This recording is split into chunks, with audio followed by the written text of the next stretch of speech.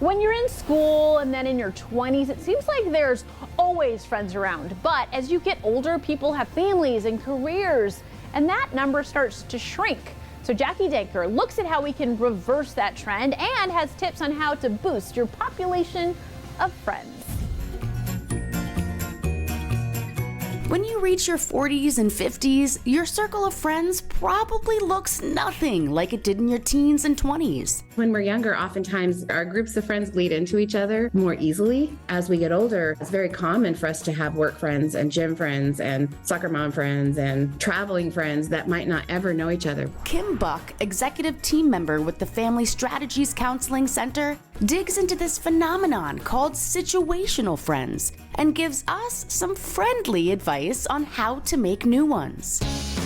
And it all starts with proximity. Proximity just sort of happens. I moved into a new house and I'm next door to somebody just who happens to be wonderful. And we hit it off right away. She says proximity, like an office setting, is a breeding ground for bonding. You almost don't have to make happen. It happens for you, and it's a matter of taking advantage of and looking around. Within this proximity, it's easier to strike up a conversation to see if you have common interests. But there are some caveats. Have a good sense of internal boundary, like, less is sometimes more as you're getting to know people. Find those commonalities, but telling all at the first time we meet somebody is usually not a good idea because it can overwhelm the person you're talking to.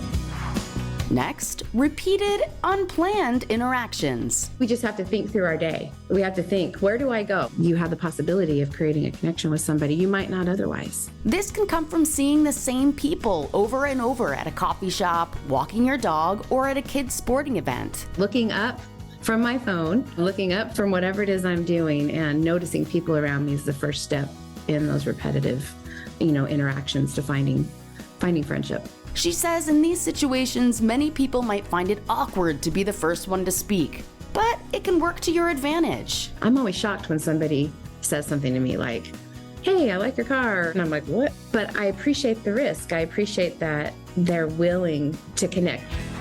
Last but not least is engage in a safe space. Like if someone walks their dog, see if you want to go walk your dog with them if you've got one, or I'd love to go on a walk with you when you get up in the morning. I meet them where they are. I think that creates safety. If you notice a pattern of interest in someone you see regularly, talk to them about it. I wash my car once a week. People are curious, why do you hand wash it? She says this starts a natural, unforced conversation that can evolve over time. Those are the healthiest people that I've met who have a good, solid community to grow at any stage of life. Friendly advice on expanding your social circle.